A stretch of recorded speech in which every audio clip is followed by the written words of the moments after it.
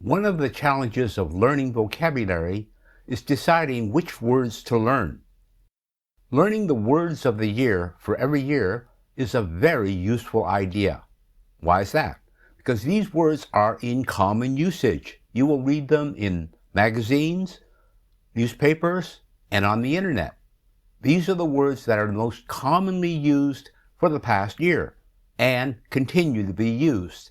So if you learn these are words that you can use all the time. Today we're going to be covering Word of the Year from 4 different dictionary companies. So let's get started. Collins Dictionary. I've put Collins Dictionaries at the top of the list for Word of the Year. Their word of the year is AI, which is a noun. I've chosen this word to be at the top of the list because you'll see a lot of the other words in the other lists are also based on AI. AI is a term that describes the modeling of human mental functions by computer programs. It's considered to be the next great technological revolution. AI has seen rapid development and has been much talked about in 2023. He got a job with a computer company working in AI, artificial intelligence. Here are some contenders for Collins Dictionaries.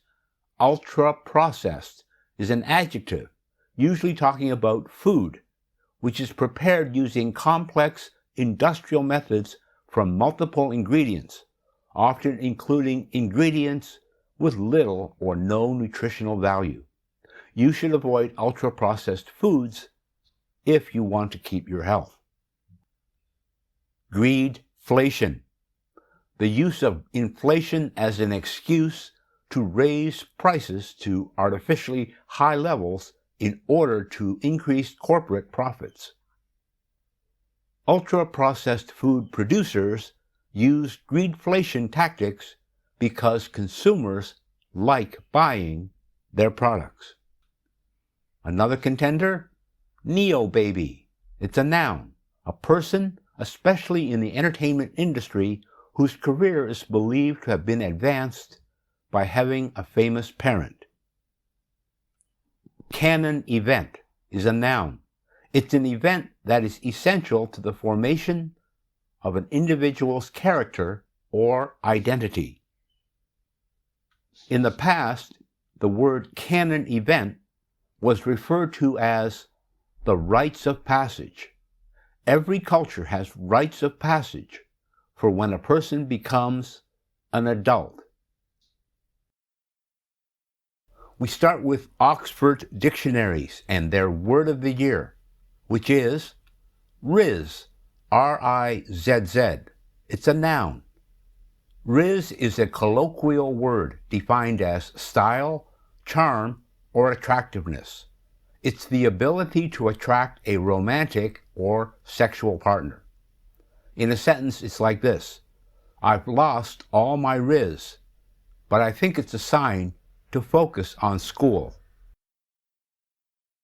Rizz can also be used as a verb, often in the form of rizz up, meaning to charm someone.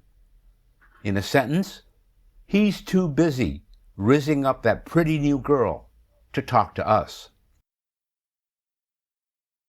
One of the runner-ups was prompt, which is a noun. A prompt is an instruction given to an artificial intelligence program, algorithm, etc., which determines or influences the content it generates. In a sentence, we say, learning to use prompts takes some special training. Another related word, prompt engineering, which is also a noun.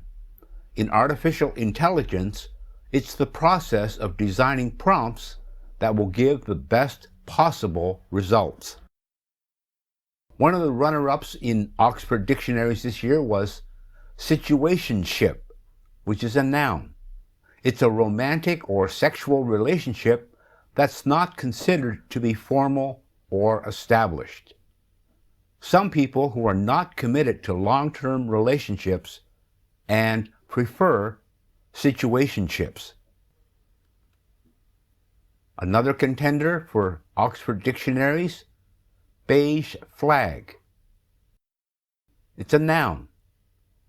It's a character trait that indicates that a partner or potential partner is boring or lacks originality. Also, it's a trait or habit, especially of a partner or potential partner, viewed as extremely characteristic, but not distinctly good or bad. My boyfriend's beige flag is that he doesn't believe in alarms. Another contender was de-influencing. This is a noun. The practice of discouraging people from buying particular products, or of encouraging people to reduce their consumption of material goods, especially via social media. Another contender was parasocial. This is an adjective. Parasocial, designating a relationship characterized by the one-sided, unreciprocated sense of intimacy felt by a viewer, fan, or follower for a well-known or prominent figure, typically a media celebrity, in which the follower or fan comes to feel falsely that they know the celebrity as a friend. Cambridge Dictionary's word of the year is hallucinate. This is a verb. Now, in the traditional use of the word hallucinate, it meant experience an apparent sensory perception of something that is not necessarily present. People sense themselves going mad and hallucinate about spiders. So that's the typical traditional use of hallucinate. However, in the age of artificial intelligence, it has taken a new definition, which is how it's used when it's the word of the year for Cambridge dictionaries. The new definition is when an artificial intelligence program hallucinates, it produces false information. Other contenders for Cambridge? Implosion, which is a noun, the act of falling towards the inside with force, or a situation in which something fails suddenly and completely. So we say, the tragic case of the Titan submersible's implosion led to many to look up the definition. Here's a related word to implosion, the verb implode. Something that implodes, bursts inwards, or undergoes violent compression. In this case, from the immense water pressure 2 miles below the ocean's surface. Or it's a situation in which something fails suddenly and completely. There was a controlled demolition during which the entire building imploded in a matter of seconds. Another contender in Cambridge dictionaries is the word ennui, which is a noun. It's a feeling of being bored and mentally tired caused by having nothing interesting or exciting to do. The sentence is, there will be a mixture of anticipation and ennui. Another contender, grifter, which is a noun, someone who gets money dishonestly by tricking people. Crypto's massive potential has certainly been overshadowed recently by scams, grift, and speculation. Another contender for Cambridge was large language model, again coming from the world of AI.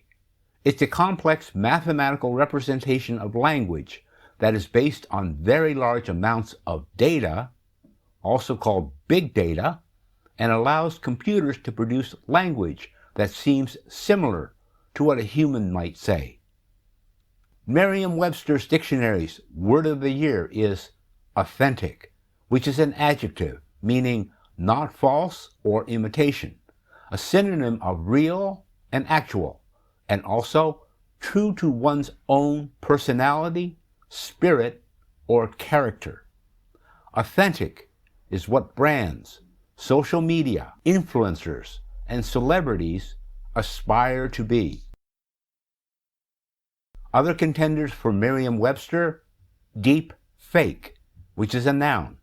It's an image or recording that has been convincingly altered and manipulated to represent someone as doing or saying something that was not actually done or said. Deep fakes raised the stakes for the fake news phenomenon in dramatic fashion, quite literally.